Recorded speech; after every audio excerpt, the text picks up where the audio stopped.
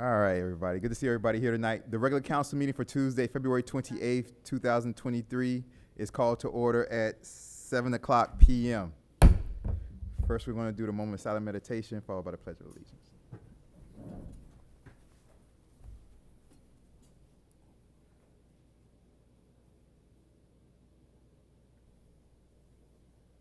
Pledge allegiance to the flag of the United States of America and to the republic for which it stands, one nation, under God, indivisible, with liberty and justice for all.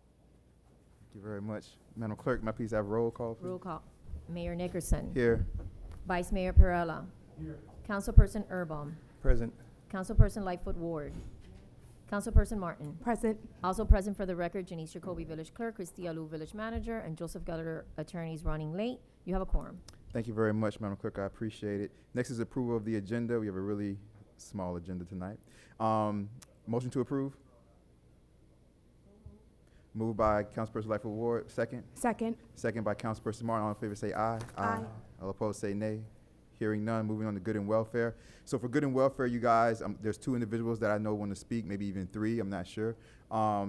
Because we didn't have presentations originally, so there's not a presentation portion. Usually the way agendas work is if we're going to have that situation, then it'll be there. If not, then Clerk Jacoby removes that section of the agenda. So we'll do everything under good and welfare tonight. Good and welfare, first up, Gustavo Cruz. Councilperson Lightfoot Ward, I don't know if you want to say a few words. Councilperson Lightfoot Ward reached out to me, spoke to Mr. Cruz. He's the executive director of the Military and Veteran Affairs.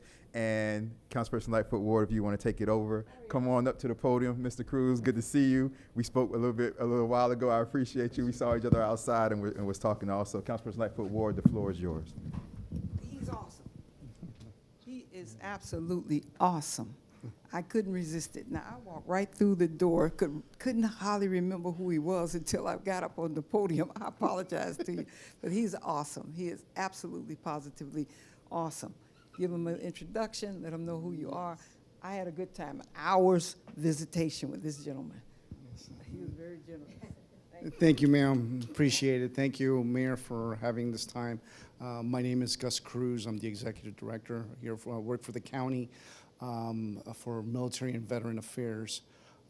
My mission there at the county is to help serve the military and veterans here that live in Miami-Dade County and naturally in the village here. So speaking with Dr. Lightfoot Ward, there is a need here in the northern part of the county and sometimes the areas that are neglected for us for services. So my purpose here is to make a connection with the village, to have assistance for maybe the Miami VA to come out here and provide that at a future date so we could have a connection here for any services that you might need. Okay, so it's something that you have to understand that a lot of the veterans don't reach out to the VA because they just feel that it's not for them, it's not, and then it ends up being that they are in critical need of critical care, medical care. They end up going to Jackson. Jackson says, listen, we're very limited on what we can do. We're trying to reach out to the veteran community to do preventive maintenance, medical care for them. So it's one of the outreach. Like I said, I work for the county. I do not work for the VA, but I assist them, and that's one of the outreaches that we do. The other part is that I kind of wanted to put things on your radar, as we say. April 1st and 2nd, Saturday, April 1st and Sunday, April 2nd, the Wings Over Homestead at Homestead Air Reserve Base is going to happen. It's a free and open event to the public, free parking, free event. There's a static displays. They have bombers. They have transport units. It's really a family event. You're right on the tarmac. You are on the base. You are right on the flight line. The Thunderbirds are the ones that are headlining the show. If those that haven't seen the Thunderbirds, you could Google them. They're an incredible demonstration team, very professional. They have other demonstrations, World War II demonstrations, and they also have the U.S. Army Golden Knights parachute jump, precision jump. It's a great time. It's open to the public. Anybody is welcome. I would get there early. The gates open at 9. The show starts at 11 and it ends at 4 p.m. So that is one event that I wanted to put on your radar. The second event is the Air and Sea Show, which is right here in your next door neighbor at Miami Beach. That's going to happen on Memorial Day weekend, that's Saturday and Sunday. Just something, their event, those are the major events that we have here in the military community that's coming up.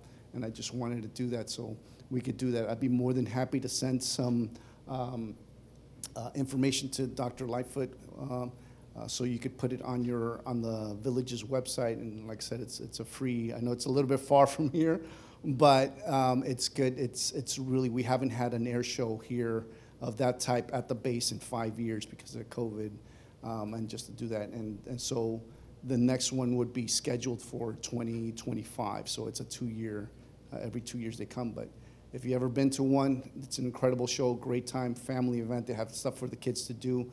It's just a good time. So thank you for the time. And if you have any questions, I'd be more than happy to answer any questions if you have I do any. have a question.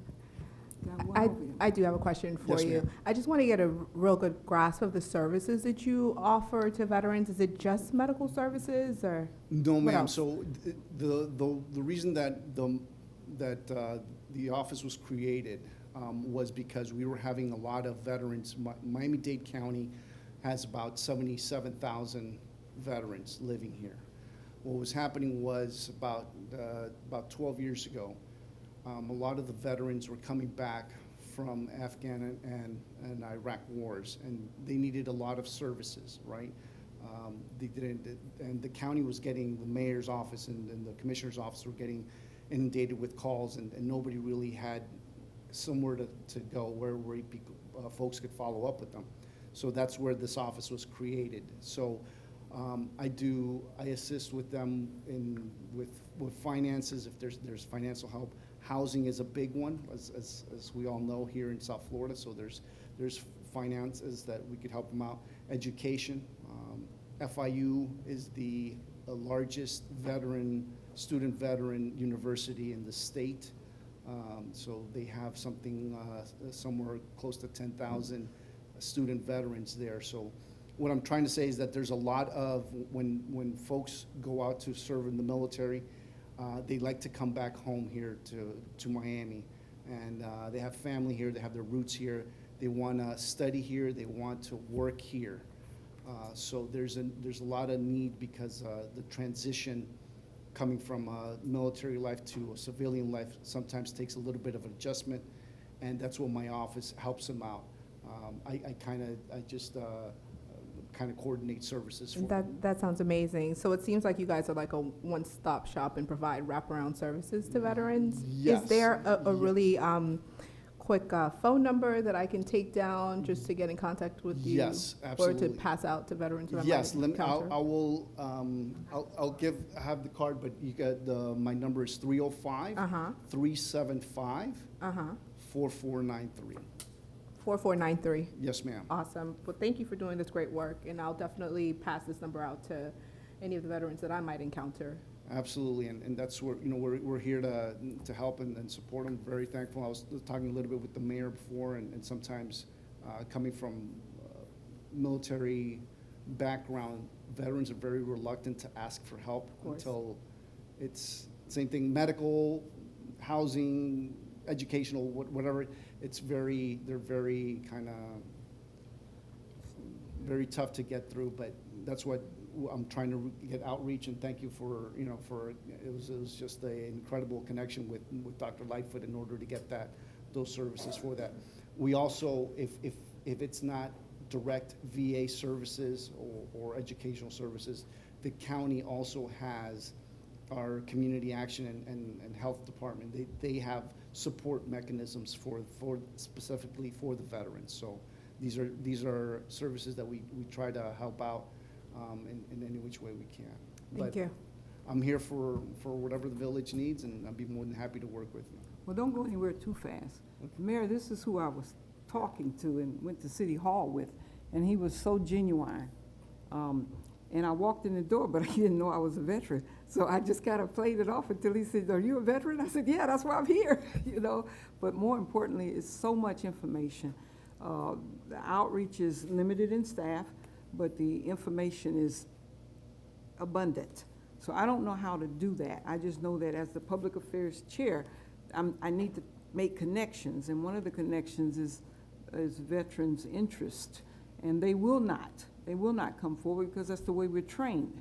We're trained that way. But when they realize that there are opportunities, you're a veteran. When they realize there's an opportunity, the opportunity is there to enhance the lifestyle, because lots are coming back with very serious, and their pride is there. You get trained like that. You get brainwashed like that. It's hard to break those habits. But it was a very good interview. I don't know how we can actually know who in El Portal are veterans. Yeah, so And that's talk a little bit about that. Yes, ma'am. So that's a little bit difficult because veterans need to self-identify in order to receive these services. However, the VA does a snapshot of veterans in a zip code. So in this zip code, you do have a lot of veterans. It's just that they need to self-identify with the VA. So I'll give you an example for myself. I'm a county employee. I don't use VA services as of right now because my employer provides medical services. So even though I am still registered with the VA, I don't use VA services as of right now. The day that I'm retired, maybe I could do that. But the reason that the VA is saying there's some is because there's some registered. I would say another 10 to 15% that are living in the village, in this area, in the zip code, that are veterans that just not identified with the VA. And that's the only way that we could really track them. So it's really an underreported data that we have on veterans. And more importantly, because they don't know the system. I didn't know the system. I was out of the system for almost 40 years. And then when I didn't have insurance anymore, got very ill, that's how we end up at the VA. So what I'm trying to do, being a former employee of the VA, is to get the word out. Everybody in the village. If you got a veteran that's next door, if they're flying a flag every time Veterans Day come up, if we're very obvious at that time that we engage. We're a little bitty city, but wouldn't it be tremendous if the news went out that El Portal is one of the most veteran-oriented villages in the county, cities in the county? Then that might encourage others, because the benefits are really, you earned them, you need to use them. But they don't know. So you and I will always talk, how Yes, we ma'am. do an educational program to get the people to know that we really do, and I'm included, we really do appreciate their service to the country. Thank you so much. No, Thank you, I just want to say,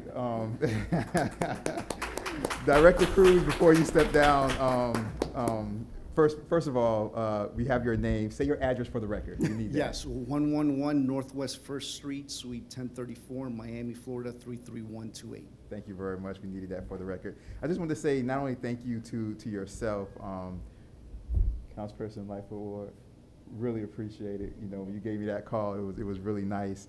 And it just brings everything together. Councilperson Lightfoot Ward, when we had the informational exposition, I passed that flyer out about veterans, and I had our pictures on it. Remember that? So I wanted to, we both had the same idea. We always wanted to like push this forward. I think I have a wonderful idea. Myself, Clerk Jacoby, we've been planning 2 mixers. There's going to be a mixer coming up. There's going to be a mixer for seniors in El Portal. We're going to have it right here in the village. We're going to have a senior mixer here. We haven't decided if it's lunch or breakfast yet. It's going to be on a Saturday. We also have a new resident mixer coming up. We should do a veterans mixer. Of course. Bring them out. Didn't want to leave him out. I wanted everybody to see Bring first. them out. We should do a veterans mixer. We'll start planning that also. So we have 2 mixers coming up. That was a surprise. That was part of my mayor's report. That those flyers were going to appear on your doors. You guys know, you wake up, you look outside, you see those plastic door hangers. Those flyers are going to appear on your doors really soon. But we have those 2 mixers coming up. We're going to add a mixer, That's it. and we're going to have them come here. That's right. We'll feed them. We'll all get together. and we'll have a good time. Yep. And that'll be a good way of bringing them out. Absolutely, So- absolutely. Appreciate you. Veterans Day is November 11th. Yeah, I know. So Yeah, that's, yeah. that's a good time period Good time. to That'd be have something wonderful. like that. That'd yes. be wonderful. It's The a good date time. never changes. Yes, the It date never never changes. changes. It never changes. Sometime in November. We appreciate you. Thank you very much. Thank you, for Mayor. joining I us. appreciate your you. time, Thank and you. I appreciate the council's time for Thank you that, very and being much. receptive. We're honored.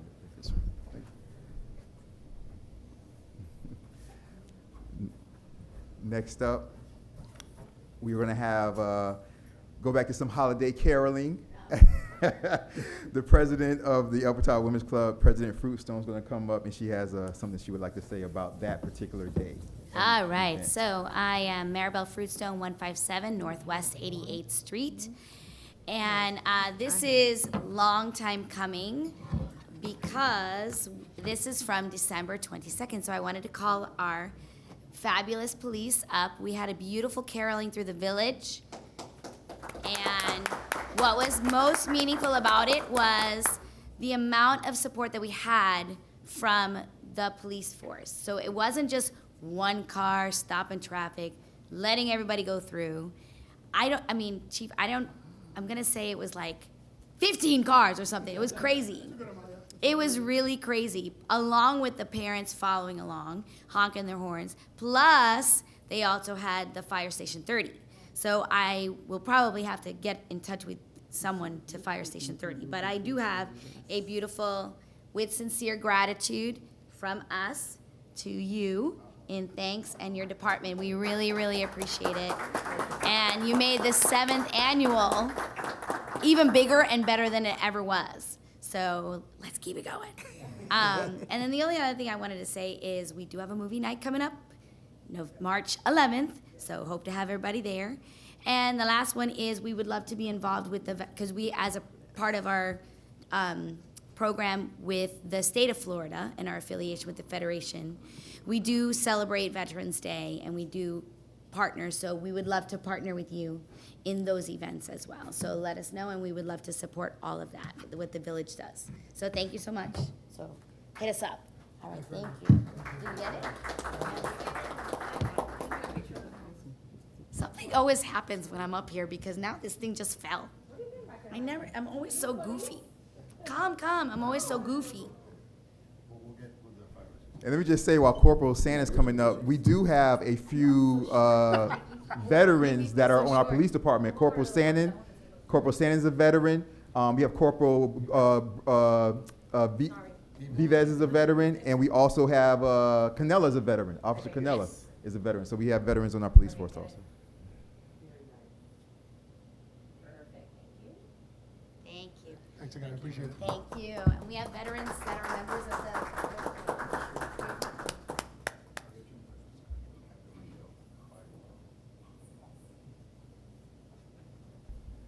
All right. Come on up, my brother. Say your name and address for the record. I appreciate it. The floor is yours. Yes, thank you.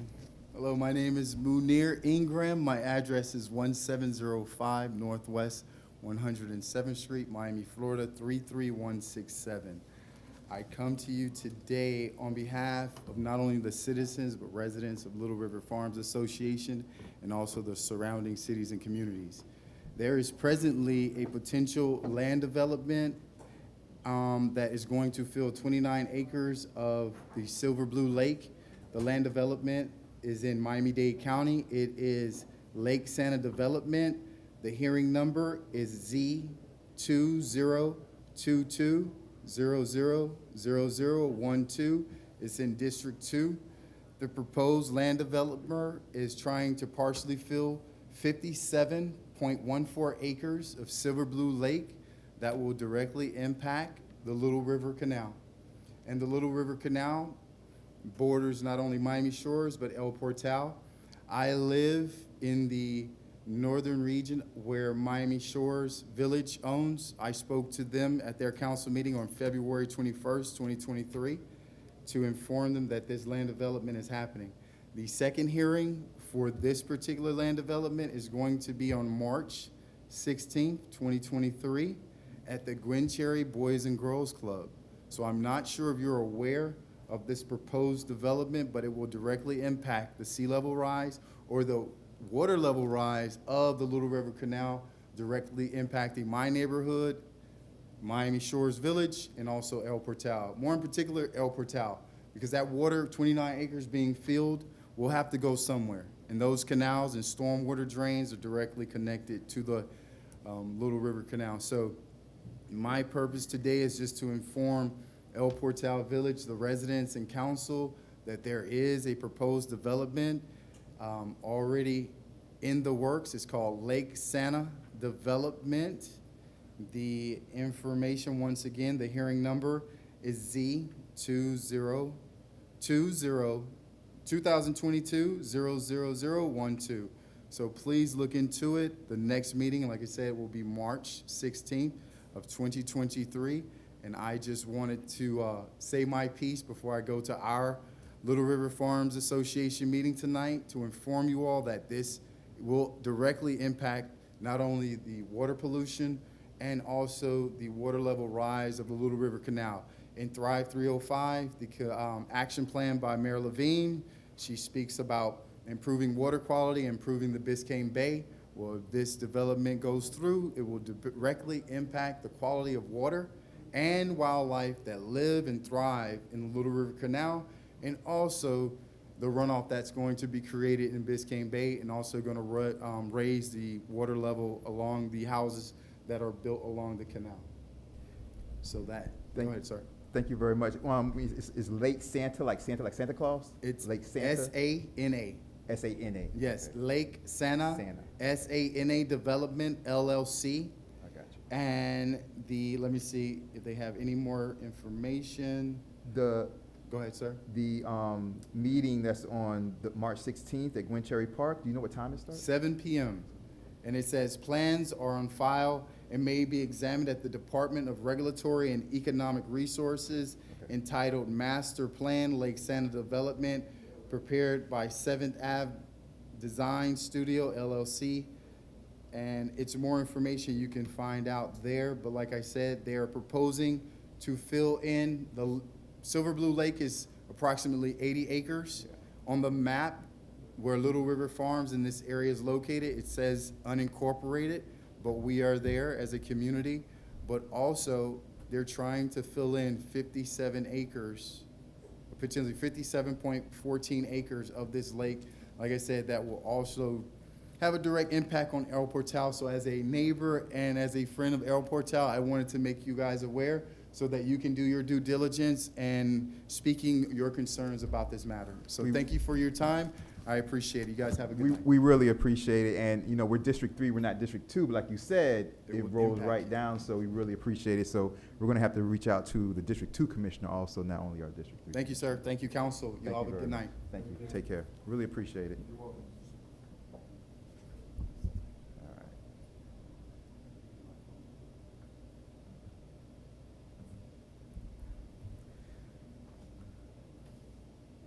Good?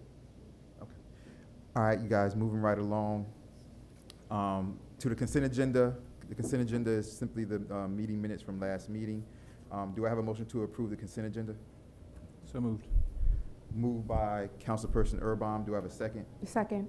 Second by Councilperson Martin. All in favor say aye. Aye. All opposed say nay. Hearing none. Moving right along to the reports. Manager Alou, if you have a report.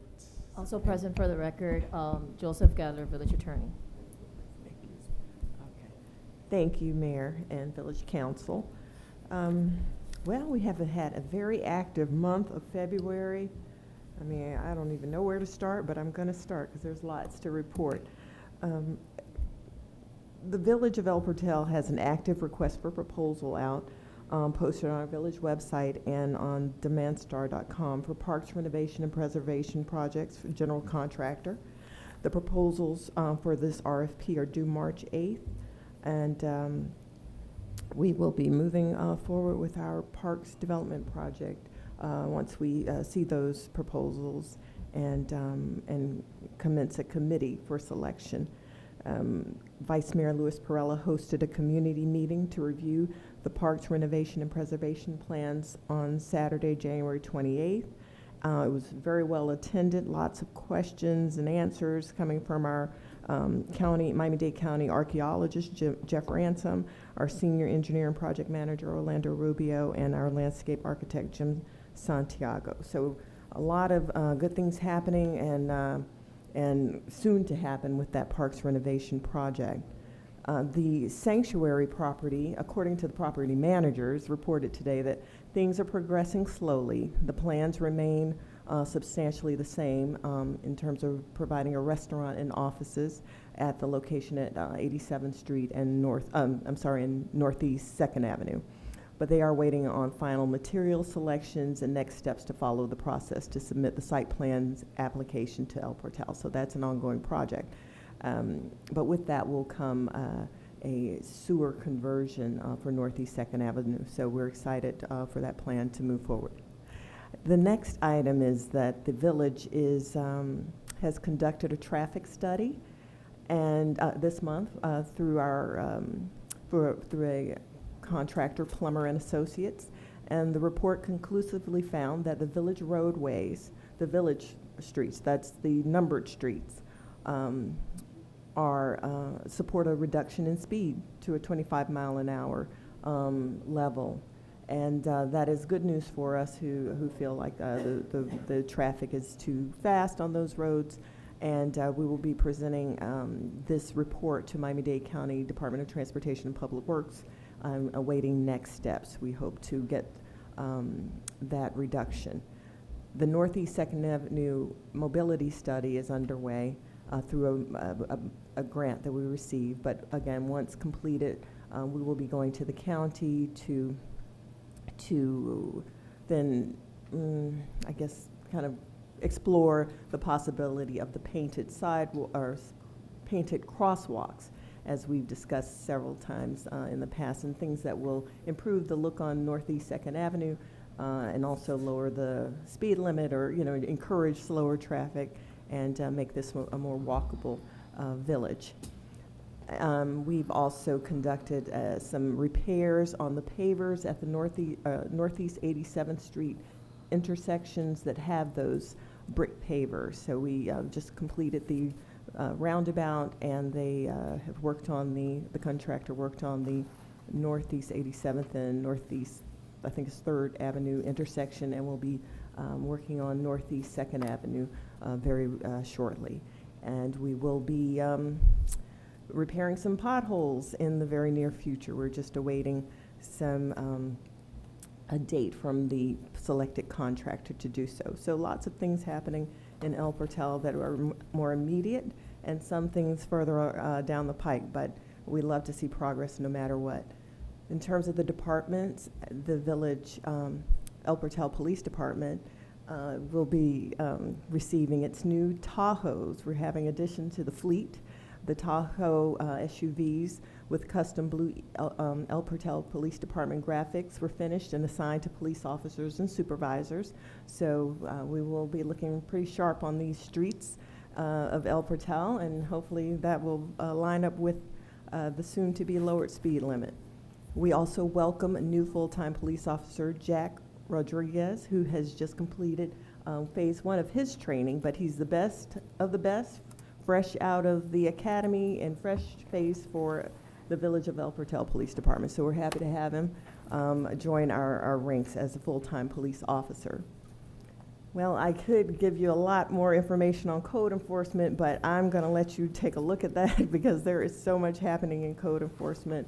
And our new code officer, Mr. Simmons, who is here with us tonight. I'm not going to call upon you tonight because you have a lot going on in your department, but we have a lot happening in terms of short-term vacation rental research and providing content in that respect, but also just addressing some of the needs in terms of lien settlement, in terms of just getting people up to speed and up to code where necessary, and that's been a tremendous improvement from what we've had. So we're happy to have a lot of progress in that department. For just an effort that I know Mayor Nickerson will speak more about, he's hosting a collaborative effort with the Miami-Dade County Coastal Mayors of Biscayne Bay, meeting here in the Village Hall tomorrow. and we're excited to see what comes from that leadership. The Village of El Portal was included in the Miami-Dade County Reasonable Assurance Plan led by Miami-Dade RAP coordinators. And so this is just another piece of the puzzle when we're addressing resiliency and sustainability for our village, but also for Miami-Dade County. Working together, you know, many voices working together get a lot more done than one small voice. But I think through our mayor's efforts and him getting out there and in the public and talking to other municipalities and getting best practices and bringing that to the village has been tremendous, and getting that recognition we need for our village and the C7 Canal. And so I know that the mayor and the members of the council are conducting their own outreach to residents regularly.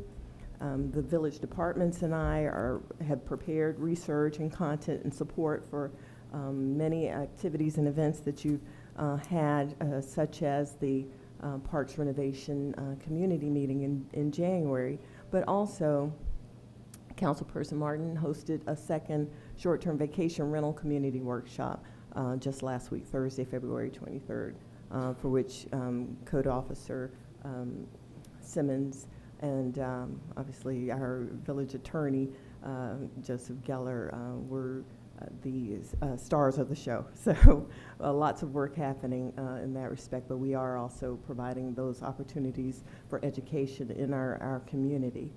And just to round everything out, I just have a little bit of good news that the state of Florida has begun funding the Village of El Portal again with our monthly revenue shares, because we are up to speed on our audits and things are moving forward. We're happy about that with reinstatement, and things are progressing quite well. So we're happy to finally be in a place where we're shining and we're receiving those funds that we did not get for a couple of years because of some, you know, missteps with staffing, but we're moving forward and on to better days. So if anyone has any questions for me, I'm available. You can contact me directly, and the manager's report will be on the village website. Thank you. Thank you. Any questions for the manager? We good? Okay, you guys. Moving on to the mayor's report.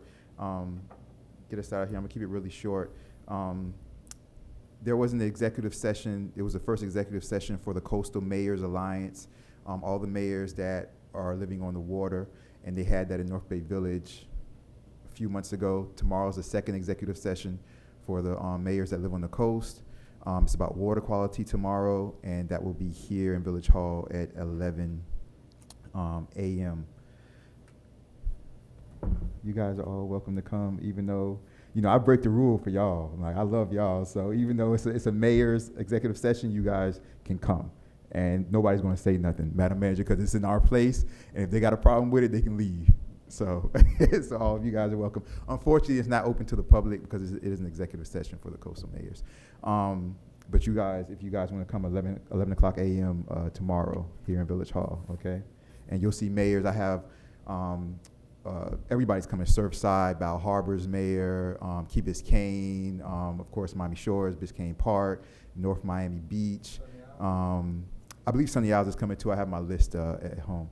But it's like 10 different municipalities are coming, so it should be good tomorrow. We're talking about water qualities is the topic tomorrow, so we'll be talking about that. Clerk Jacoby, the Miami Herald reached out to me. And then the Miami New Times the day after that. So the county, Madam Manager, for some reason, decided the other day to vote for the proposed train station stops. The Miami Herald called me because they said, Mayor, and Clerk Jacoby was around me when this happened, what do you think about the train stops? Do you think that El Portal was left out of there? I said, well, first of all, I didn't even know that the proposed train stops was being voted on or went through.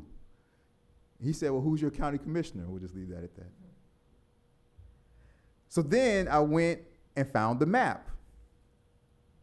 So it's the Brightline station, the Miami Central Brightline, right? The one that if you take Oh, yeah. if you take El Portal's Shuttle. shuttle, it goes right down there. Just by the way, you know. Wynwood Design District. Now, Wynwood, the Wynwood stop is on 29th Street. Where's the closest one? Hold on. The Wynwood District is on 29th Street. Then next up is Design District on 41st Street. 29th to 41st. How many streets is that? There you go. Then we go from 41st to the little Haiti stop, which is 61st Street. Then there's a huge gap that just passes by El Portal, Miami Shores, to North Miami and the North Miami campus FIU stop. We ain't having it. So this is what I told, and the first thing I told the. I think they call that the El Portal gap. Yeah, it's a huge gap. It's a huge gap. And what I told, and Clerk Jacoby, the first thing I told the Miami Herald reporter, I said, to me, I said, not only is this disrespectful, I said, I feel like the young child that was abandoned outside of the church in the movie. You're talking about El Portal, Miami Shores, not only Biscayne Park also counts, North Bay Village. These are not only a lot of individuals you're overlooking, but these are booming, upcoming communities. Shorecrest. They just happen to pass by. Thankfully, we're in the proposed phase of this. But they voted through like this is all they want. So, just like tomorrow, we're having the mayor's executive session for the coastal mayors. And the coastal mayor's executive session was started by Mayor Levine Cava, myself, and Mayor Brent Latham. That's how it was created. This is the second session. First one was in North Bay Village. We're meeting, Madam Manager, with the business owners up and down 79th Street. And I'm going to start, right? They told, what they say, Madam Manager? They said, Mayor Dix, we want you to lead this. I'm starting executive sessions to fight for or understand why they deny all of our neighborhoods with this huge gap for the rail. That will not only bring more business, more stops, more traffic to our area, but it's more convenient for all of these communities right here to just pass by. So that's going to be coming up. And the day after, the morning after I had the interview with the Miami Herald, the Miami New Times called me. Clerk Jacoby knows about that also. And I spoke to them and told them my frustration with that also. Let me just say this, and this is the last thing I'm going to say about this. We're going to move on. This is a short meeting. We'll get out of here. Madam Manager, Madam Clerk. Don't let the smile fool you. We've had a lot of networking, outreach, all this, executive board this, mayor of the year that, all this type of stuff, just because for all elected officials out there, just because I smile all the time, don't think you're going to run over El Portal. Don't think you're going to run over the other individuals within this community. Because friends can quickly turn not to friends if people aren't treated correctly. So we just want to figure this out. We want to start the process. Can't force them to do anything. Don't understand why the commissioners didn't reach out to us about this. But we're just going to get an explanation why. And so look at that coming up in the near future, you guys. All right? There's a lot. Let's enjoy tonight. There's a next meeting's going to be a lot of ordinances and resolutions that didn't make the cut, Madam Chair of Public Planning and Zoning, and for everybody else, right? Didn't make the cut on time this time, but the March meeting. So rest up. The March meeting, hopefully, will it's going to be full, but hopefully we can get through that pretty quickly. Also, anybody else got anything to say before we move? I just have a comment for good and welfare. we'll get to that in a second. Moving on to the next report, Attorney Geller, attorney reports.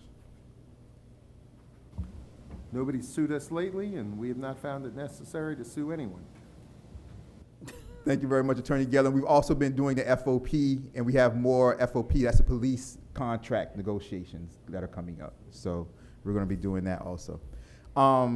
That being said, going to good and welfare, I'll start with the council, Councilperson Urbom, then I'll go to the audience. If anybody has anything to say, you guys will come and say your name. Before you do that, the chief's Yes. standing right out there. I want to know how they feel about FOP.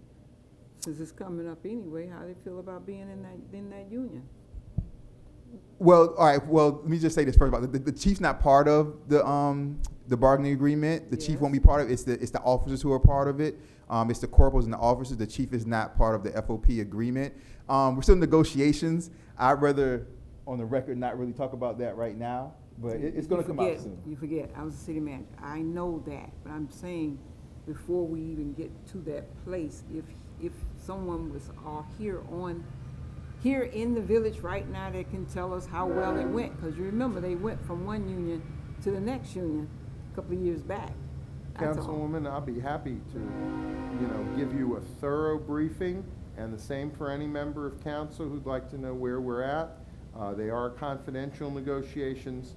We Okay. promised the FOP that until we have a deal, we're not gonna try to, go to the press or the public to affect our ability to, we have to bargain in good faith with the union, and, going public about the state of our bargaining Okay. could be viewed as an unfair labor practice. But that does not mean I cannot brief any of you. And of course, remember, in the final analysis, any deal we reach with the union is completely public. It comes before this body. It's advertised. Any member of the public has access to the document once it's recommended to the council, and you get to vote on it, and every citizen gets to sound off on it. It's an entirely public process once we've completed our bargaining with the unit, or if unfortunately, which I hope will not be the case, but if we have to go to impasse because we cannot reach a deal. But I will just say for the record, we are very optimistic we will not have another impasse. We have been bargaining in good faith, and so have they, and I think we're getting close to having a deal. But again, I'll be happy to brief any of you, and it'll, at the end, it's a completely public, open, transparent process before it can be approved. Thank you. Thank you very much, Attorney Geller. Councilperson Urbom, you want to say something for good and welfare? Yeah, so the clerk sent an email recently about I think it was a resolution in a nearby municipality, and it was a resolution to essentially protest Governor DeSantis's decision, or at least the board that he's responsible for, to effectively alter, eliminate, or otherwise change curriculum as it pertained to African American history specifically. And I would like to encourage our council to do a similar resolution, and personally feel very strongly that there needs to be voices in opposition to this. And so I would just offer that it would be my wish that this council would do a similar resolution. Thank you very much, Councilperson Urbom. So what you should do, Councilperson Urbom, forward that resolution that we got, I know which one you're talking about, forward it to the attorney, have a phone conversation with the attorney, and you guys work it out to get it prepared for the next meeting. Very good, thank you. If I might, Mayor, let me just say, councilperson, having served 4 years with Rick Scott and then 4 years with this guy, the list of crazy stuff, not my first word, that he's done is longer than my arm. That's as good a place to start as any, but boy, there's lots of them. I used to think this guy's gotta be better than Rick Scott. Who knew? Thank you very much, Attorney Geller. Anybody else, good and welfare, before I go to the Just like a second on that, I definitely support the inclusion of that resolution and share the sentiment. Ditto. Yeah. Thank you Ditto, very Mayor. much, Councilperson Martin and Councilperson Lightfoot Ward. This is about the, the AP African American course and stuff like that. So, that being said, moving to the audience, anybody have anything they want to say? Come to the microphone. Come to this microphone. Say your address, name and address for the record, and the floor is yours. That one's on. Pascal DePoule, 177 Northwest 90th Street. I just wanted to thank you for the short-term rental workshop. Councilman Martin, who put it on, Attorney Geller, Councilman Perella, who was there. I thought it was a very mutual beneficial, and other than a few people, very courteous and very helpful workshop to work through the ordinance and help us to get to the next reading. So I just want to say thank you. Awesome. Thank you so much. Thank you, guys. And thank you for that, Councilperson Martin. Yeah, thank you.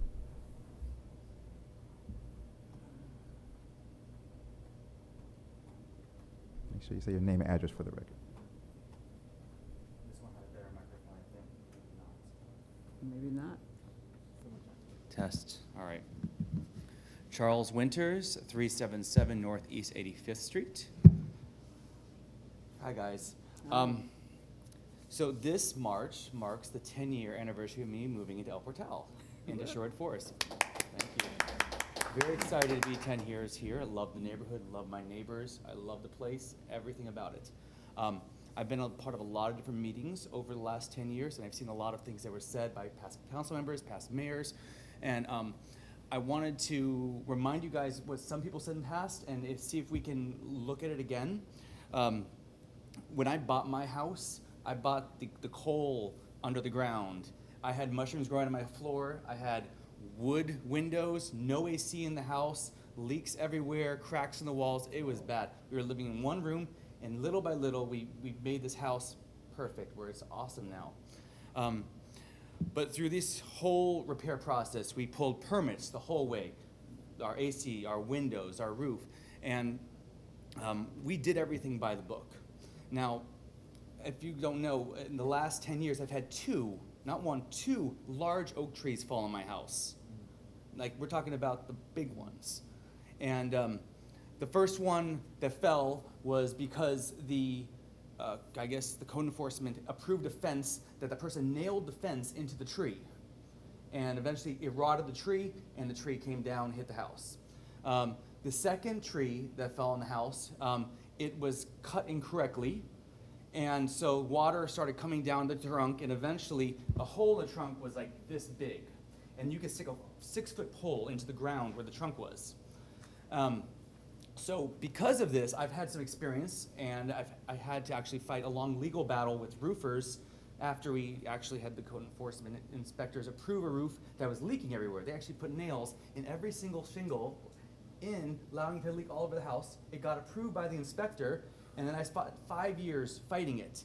And then having a tarp on my roof for 5 years, I actually had the last code enforcement officer come and tell me I had to remove the tarp while I was still in legal battle, and said I should just caulk the roof and take the tarp off because someone in the neighborhood complained. Well, so, I got through it. I spent $80,000 out of my pocket just to take the tarp off and re-roof it before the legal battle was over. This last 3 weeks ago, I had an arborist come out to my house and look at trees, because I have a lot of these oak trees on my property. I have 3 very sick oak trees. One of them had another hole this big inside of it. And he says, next windstorm, this tree is going down on someone's house. So he gave me an emergency notice, and I had the tree removed. I left the stump there. If you guys want to see it, big hole. I mean, you can make a big fish pond out of this tree stump hole. We went through the proper arborist thing. We sent our email to El Portal before we were saying, listen, this is happening now. We're going to have this cut down.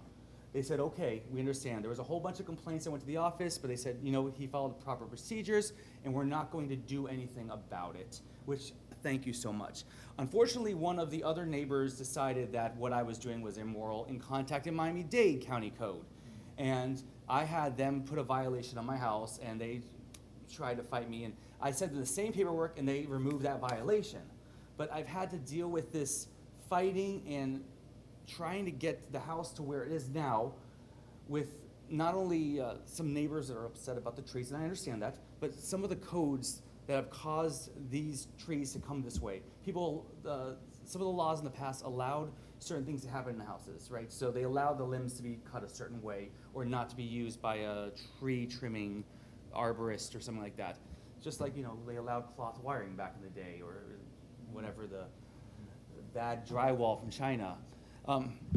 The reason for me telling you all this is that 10 years ago, they made a promise that they were trying to make it easier for neighbors like me to improve our homes, to make it where we don't have to fight tooth and nail just to get simple things done. I protected my neighbor's home by cutting down a tree that was basically in my yard, but going over his house. I want your help. I want us to make it easier for homeowners to do simple work on the house, do simple things. Right now, there's certain laws, plumbing and certain building structure codes are allowed to be done if it's under $500. But nothing's under $500 anymore. With the new inflation, it used to be $500 to get a fence done. Now that same fence is $10,000. So we need to improve something that allows neighbors, because I'm not a house flipper. I'm not here to flip. I'm gonna be living in this house. I'm old and I'm gonna die there, just to let you know.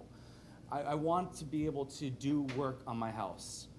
And I was wondering if, because they said in the past they were going, I know I'm rambling. I'm trying to get these, it easier for us. Is there a way we can maybe pass ordinances or code or something that says, okay, you lived here a certain amount of time, you're not a 2-year house flipper, 4-year house flipper, you're here living. Maybe if you're gonna spend $2,000 and do something, or $1,000, you don't have to go through the whole permit process. I don't know if you remember, I had to remove drywall from a leaky roof 2 years ago. I got permission verbally from the office, and then I got cited for it, and then I said they gave me permission, and then the officer said, well, we fired those people. And I said, but that's not my fault. I got permission to do it. So. Yeah, let me say a couple of things. And Attorney Geller had his hand up. I think he wants to speak. But so the first thing is that in the past, and this is part of one of the problems in the past. In the past, if you guys remember, everybody that worked at the front desk were hired by us, but they were hired by us at a certain financial level, certain salary level, to where they weren't professionals. So since our administration has been up, the front desk is now outsourced to CAP government, who are professionals. And so the first thing is we have no control over it to tell them, okay, you can't do the permit for that, because now it's outsourced, the front desk is outsourced. Now that's a good thing, because before we could only start people off at like $30,000, $31,000. So we didn't have people working at the front desk. We had two problems. First of all, we didn't have people working at the front desk that were ultra professionals and knew what they were doing. You see what I'm saying? That's the first thing. The second thing was that we had inconsistency, which is what you're talking about. Those people were gone because since we paid so low, we would have somebody here. First, a manager would have to go through the resumes. Then she would hire somebody. Then we have to train the individual. Then next thing we know, the individual's here for 3 months. Then they're like, hey, I found a job paying $50 at Fort Lauderdale. Okay. Then we got to do resumes again. Then we got to train again. Then we got to, and so it was just terrible, and that's the reason why so much stuff in El Portal got messed up. Now we have a professional front desk, and they do things, consistently. They're professional. Because it's outsourced, if now one person, Dina she got pregnant and left, they replaced her, right? They replaced her with somebody else who came in. So because it's from that company, it's not us anymore. So we don't have control over telling them. So that's one answer to your question. We have no control over telling them, okay, for these things now, don't give permits anymore. They don't have to pull permits anymore. We just don't have that control over that type of stuff anymore. I think one of the other questions you're asking though is for things like, because you mentioned the trees, is one of the questions you're asking is like, if the tree is sick or there's an emergency that you have to remove it, then you're looking at the problems that you're getting from the neighbors, or is that? Let me go back to the first one. Okay. So with the first one, I'm asking for codes to be passed that changed old codes that were passed a long time ago. So the minimum, let's say in West Palm Beach, to do work without permit is $2,000. we should have a code like that for us. Right now, if you work with any building contractor, they're all charging you $5,000, $6,000, $7,000. The prices are nothing. So if I wanted to repair the dormer wood that was rotting on my house, and I got pulled over by an officer, they walked up to my house, I think 8 years ago, and they said, you can't be doing, I'm like, I have rotting wood inside my house. I'm just replacing the rotting wood. And I had to like basically go back and forth banter for like 2 hours. He finally said, okay, you can continue.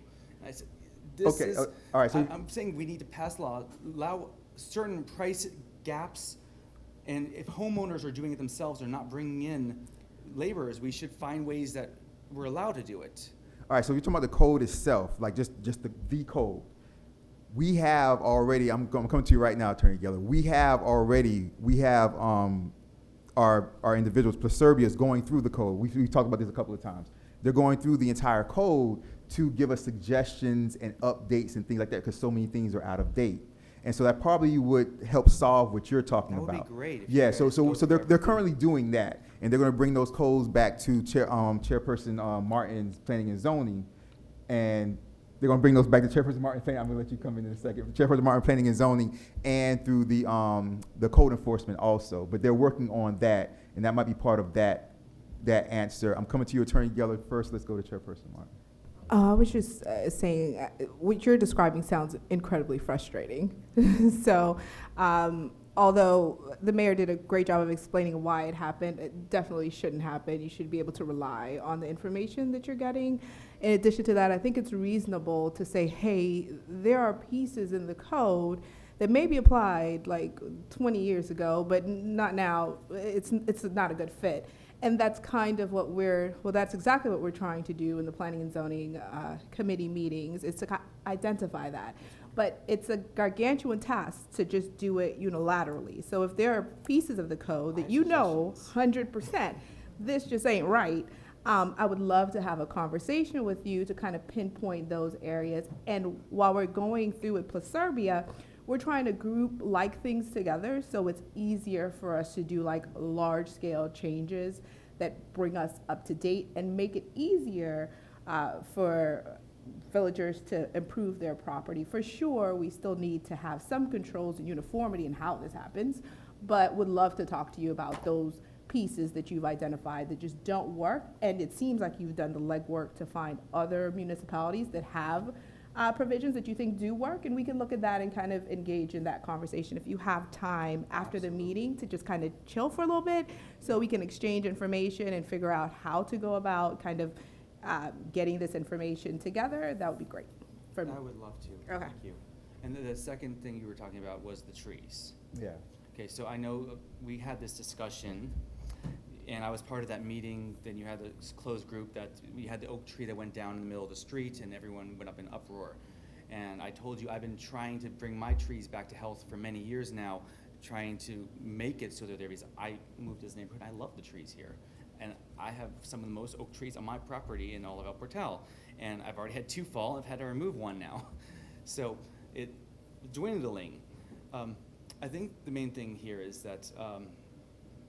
I tried to go through the right channels, and with the neighbors, I told all my neighbors the day before, I said, listen, you guys can walk over, you can put your hand down the oak tree, you could do whatever you want on my property to check this thing out. I'm not doing it, I have to do this fast though, because as soon as a windstorm happens, that tree falls, it can kill someone, and I can't wait any longer. But the person who put the complaint in isn't one of my neighbors. They live, I think 7, 8, 9 blocks that way and 10 blocks that way, and they're in El Portal. I got their name, thank goodness, because our current governor passed a law that says that you have to not have anonymous complaints anymore. And so I found out, which neighbor hates me, but that's okay, because all my other neighbors love me. But the main thing here is, with all of this happening, they received a lot of phone calls when the tree was coming down. You said there was quite a bit? And because they knew they got the arborist letter ahead of time, they did not record a violation, but they also didn't record all these people that were making the notices against me. I think everyone needs to be accountable to each other here. We are in a very small city. I think we have seen almost everyone that lives here. It's that small. I'm always happy to work with everyone, and I want to do everything within the law. I also want to find a way that we can all get along and not have to, you know, fight each other over things that could possibly kill each other. That's why you guys are doing the resolution for the 25 miles per hour on the road. You're worried about people's safety. Same thing with the removing of the trees. I think that, and I'm gonna turn over to Attorney Geller, you can come in, but I think that the first thing is safety first. So I think, you know, that's first and foremost for anything. And you did things the right way. And as long as you did things the right way, which you did the right way, and you know, you look out for the safety of you and your family, then, you know, we'll back that. We filed that and we'll back that 100%. So I think, you know, just do what you have to do. As long as you're doing things the right way, you have no problem here. So, Thank you. Attorney Geller. Well, certainly, sir, it's true that there are some things that the village does still control. We control the village code. And people who work for us, whether they're in-house or outsourced, have to follow the village code, and that's what these 5 people say it is. So that I don't want you to feel like there's nothing that can be done to address some issues, because the people who work for us, in-house or outsourced, must follow our code. Some years ago, when Hurricane Andrew hit this community and did insane destruction in South Dade. I was here. I was down there. I drove around it, giving stuff out. So it exposed, even in the South Florida Building Code, which was the strictest in the state, tremendous flaws that allowed people to get away with substandard things. As a result of that, and some other things, the state adopted a Florida building code, and we and the whole rest of the state are subject to the Florida building code. So as much as we can adopt things that are part of the village code, there are things that are mandated by the Florida building code that we cannot change. Now, I can't tell you off the top of my head, because I ain't a know-it-all, whether that minimum $500 amount is something that's just in our code, Miami or is 500, West Palm is 2,000, Miami Springs is also 500, and there's different amounts per you've done your municipality. homework, so Yeah. I yield to superior knowledge. It would seem that if other municipalities have different numbers, that it's within the power of, and Clerk Jacoby, would you just repeat that list one more time, sir, in the amounts? So, West Palm Beach is 2,000 before you need to get the permit. Miami-Dade was a hard one to find, but it was specifically for $500 for Same as us. plumbing, mechanical, building, non-structural. Anything $500 and under does not need a But permit. same as us, though. Yeah, so, and a lot of people And you copy mentioned that. another one, I thought Miami Springs. Miami Springs is Yeah. the same there. There is another one with Brevard County. There's, everyone It has a may slight, be that the a different thing. Well, it may be from the sound of it, and we can do more research on it, certainly. But it may be that the Dade County code prescribes 500, because we have a home rule provision for Miami-Dade County that gives the county commission control of things here that the state can't even get at. So we can check that. If we have the authority, then the council can look at making that change. If it's mandated by the county or the state, in that circumstance, we can't, but we can certainly check that further, Mr. Winters, as far as the specifics of the amount. Now, if you have other suggestions about ways in which the code is being, it's supposed to be a minimum. It's supposed to be a protection against those homeowners who don't do the right thing, and from the sound of it, that sure doesn't include you, but they still have rules. But if there are other suggestions, as the mayor said, we're having our planning consultant review the code. This would be a great time for you to send the manager, the clerk, certainly send it to me. We'll make sure it gets to the planner, to Plus Urbia. You don't have to undertake that. But if there are specific suggestions, this is a terrific time for you to make them. As far as the trees, I'll just offer this suggestion. Dade County has a very strict tree ordinance. And anytime they're not consulted, there can be a problem because they hear from people and they need to come out. So I would say that what the village can do, I mean, we have our issues sometimes with Dade County on the tree ordinance, you know, and that's one of the reasons we have our own code enforcement and don't rely on them. But certainly it would seem that we can do a better job in communicating. The village does have an arborist that we use, so I would say that perhaps Mayor and Council and Madam Manager, we can try to publicize better that if someone is having a tree issue like you were having, we can't get around Dade County. And frankly, we shouldn't. I'm glad they have a strict tree ordinance, you know, even if it's occasionally applied in a misguided way. But we can do a better job of letting people know they can come to us. We can put them in touch with an arborist like the one that works for the village. There's nothing that would stop them from being retained. And we can also provide guidance and information to you to make sure that you or another homeowner in your situation knows they have to reach out to the county, because if you reach out to them before they reach out to you from some neighbor, then when a neighbor calls them, they can say, oh, that's the Winters home. We heard about that. I'm sorry, sir or madam. Those are sick trees. We checked. And they're dangerous, and they're sick, and they have to come down. I just found that out. I gotta go to El Portal code, I gotta go Miami-Dade and Florida code. I have to give 3 different municipalities. Well, the that Florida, my no, the contract Florida stuff. code governs you, but the Yeah. Florida code, you don't need to go to the state of Florida to get permits, permission, or anything.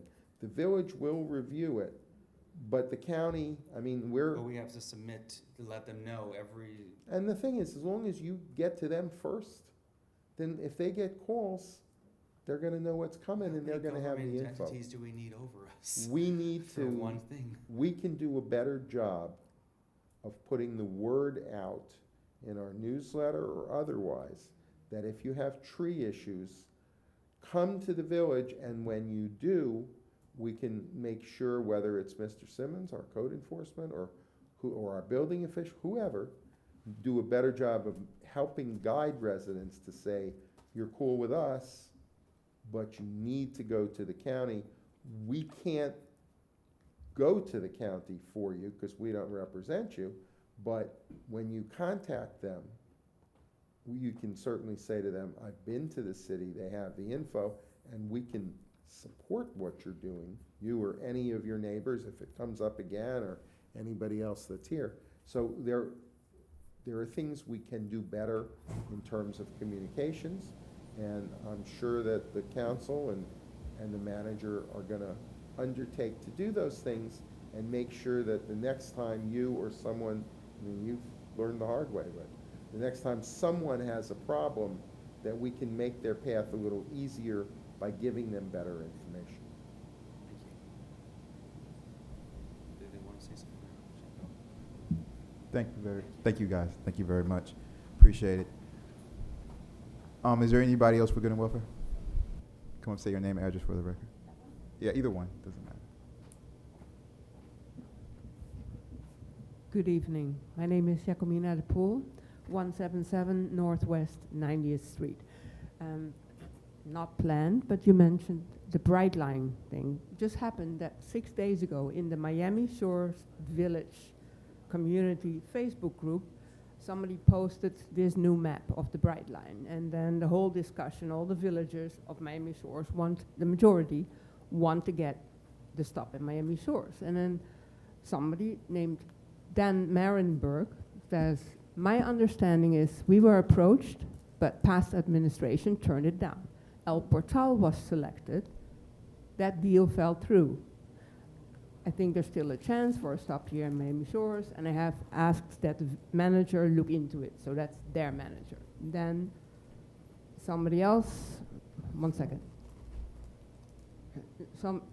The guy that posted it, John Izzy. So the Herald stated the El Portal station at 79th Street had design challenges. But I thought the El Portal station was to be located where the old mobile home park was at 87th, not 79th. So that's the confusion. And then it says that the stop that was proposed in the past was 79th Street and Northeast 4th Avenue. So Yeah. If I may, actually, there were some, I guess it was like 5 years ago, when they started talking about the stations for the Brightline, they did mention, and there was a sketch for the stop to be on 82nd. 82nd and closer to the river. And for my understanding, for what it was some of the buildings that are existing there. So I guess they were planning to buy that piece of, those two buildings and then make the station there. Then they started saying, I heard about moving it to 79. That was the last time I heard anything from the Brightline stations and all of that. So that's so right there. what is the El Portal deal that fell through? So at one point, they did want to put it here. 72nd doesn't belong to us. Well, at one point, they wanted to put it here where the old trailer park was. Okay. Because they have the room to build the station right here. And because of the owners of that property, that's why the deal fell through on that. County commissioner who was a former mayor of El Portal. Yes, yeah. And she was against it? That person was against it? No, she's asking because you mentioned that. Did you mention that because the That commissioner county was commissioner against was it? against this deal? We had a county commissioner who had been mayor of Yes. El Portal, so probably that's why when Councilman Perella says, Vice Mayor Perella says that there was consideration given for a stop right by us. You know, when you had a county commissioner who was a former mayor, that was probably somebody who was extra pushing that when that was being looked at 5 years ago. So why didn't it go through at the trailer park? Yeah, Okay. yeah. El Portal doesn't own that; it's a private property, so it just fell through. And Dan Marienberg, who you're talking about, that's the vice mayor of Miami Shores. Okay. That's who that is. So, I'll be in contact with him also. Like I Great. said, we're going to continue to kind of get together and just kind of figure out what's going on because there's a big gap, that would service a lot of individuals. in Because this that area. would be great for the community. It yeah. would increase all our property Yeah. values. Yeah. Also for the students, Barry University. Yeah, and like I said, it's the connection to over the causeway to North Bay Village. Like you're talking about a lot of individuals, not only on this side but on that side also that need it. Cool. So, all right, thank you very much. Okay, Mr. Mayor. They're building it, and that's great, and they're building stations, but getting them to add one station, that's not, something that can't be done. This is a matter of getting private land to be, bought. We'll see. Well, and getting them, getting the commission to vote. Mr. Mayor, Yes, Councilor Blackfoot Ward. where the trailer park was, we know that it was sold without any vote of the council, as I recall it. Now, you correct me, Joe, if I'm wrong. And that was really the only property that we actually had in the village, period. So when it didn't even go on a referendum, I was totally and remained pretty upset because that's when that person decided to pull down what was there. Everybody know it was someplace. I know it was something you eat at or something. When they pulled that thing down, all I remember is being in the audience the day that the mayor at that time of El Portal was saying, we just sold the property. And I'm going, I don't remember that being a referendum. I don't remember it being whatever the situation was, it was sold. And that was the only property that we had that we could have No, that was never El Portal's, The trailer park? yeah, that was just annexed. An to El annex. Portal, but not privately owned by El Portal municipality. Then how did, Liens on it, but not Yeah, ownership. not okay, ownership. all right, back it up. I stand corrected. Still, when it went through on this council, that it was sold, it was a confusion as to who owned it. End of the issue. Thank you very much. We sued them for unsafe conditions in that trailer park, and it was partly because of us that they ended up vacating the trailer park, because where the people were living there. It was nobody atrocious. should have to live. Yeah. And that's one of the few times we did go to court, and we, succeeded in forcing them to stop having exposed electrical wires and standing water. That's right. disease and all kinds of other terrible conditions. All right. Thank you very Moving much, on. Thank you. Councilperson Lightfoot Ward, Attorney Geller. Thank you very much, Vice Mayor Perella. Anybody else for good and welfare? All right. Hearing none, do I have a motion to adjourn? Motion to adjourn by Councilperson Lightfoot Ward. Do I have a second? I'll take it. Second by Councilperson Erbaum. All in favor say aye. Aye. All opposed say nay. Hearing none, the regular council meeting for Tuesday, February 28th is adjourned at 8:17 p.m. Take care, you guys.